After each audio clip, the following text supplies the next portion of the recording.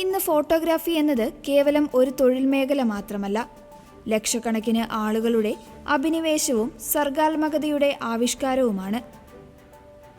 ജീവൻ തുടിക്കുന്നതും മനോഹരവുമായ ചിത്രങ്ങൾ പകർത്തിവെക്കാൻ ആഗ്രഹിക്കുന്ന ഫോട്ടോഗ്രാഫർമാർക്കായി കത്തോലിക്ക സഭയിൽ ഒരു സ്വർഗീയ മധ്യസ്ഥയുണ്ട്, വിശുദ്ധ വെറോനിക്ക. കുരിശിന്റെ വഴിയിലെ 6-ാം സ്ഥലത്ത് നാം കാണുന്ന വെറോനിക്ക പുണ്യവതി എങ്ങനെയാണ് ഫോട്ടോഗ്രാഫിയുടെ മധ്യസ്ഥയായത് എന്നതിന് വ്യക്തമായ ചരിത്രപരമായ പശ്ചാത്തലമുണ്ട്. 1-ാം നൂറ്റാണ്ടിൽ ജെറുസലേമിൽ ജീവിച്ചിരുന്ന വെറോനിക്ക ഈശോ കാൽവരി മലയിലേക്ക് കുരിശും ചുവന്ന് പോകുമ്പോൾ തൻ്റെ തൂവാല കൊണ്ട് യേശുവിൻ്റെ രക്തവും വിയർപ്പും കുതിർന്ന മുഖം ഒപ്പിയെടുത്തു. ആ നിമിഷത്തിൽ യാതൊരു സാങ്കേതിക വിദ്യയുമില്ലാതെ അത്ഭുതകരമായി ക്രിസ്തുവിൻ്റെ രൂപം ആ തുണിക്കഷ്ണത്തിൽ പതിയുകയാണുണ്ടായത്.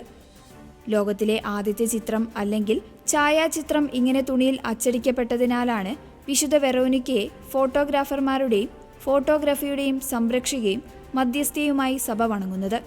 ക്രിസ്തുവിൻ്റെ മുഖം പതിഞ്ഞ ഈ വിശുദ്ധ തുവാല ഇന്ന് റോമിലെ സെന്റ് പീറ്റേഴ്സ് ബസിലിക്കയിൽ അതീവ പ്രാധാന്യത്തോടെ സൂക്ഷിച്ചിരിക്കുന്നു. പിൽക്കാലത്ത് ലോകപ്രശസ്തരായ ചിത്രകാരന്മാർ യേശുക്രിസ്തുവിൻ്റെ ഛായാചിത്രങ്ങൾ വരയ്ക്കുവാനായി മാതൃകയാക്കിയതും ഈ തുവാലയിലെ തിരുമുഖ അടയാളങ്ങളെയാണ്. ഫോട്ടോഗ്രാഫി ഒരു കലയായി മാറിയ ഈ ആധുനിക കാലഘട്ടത്തിലും തങ്ങൾ പകർത്തുന്ന ഓരോ ചിത്രത്തിലും ജീവനും സത്യവും നിറഞ്ഞു നിൽക്കുവാൻ പ്രൊഫഷണൽ ഫോട്ടോഗ്രാഫർമാർ വിശുദ്ധ വെറോനിക്കയുടെ മധ്യസ്ഥത തേടുന്നു.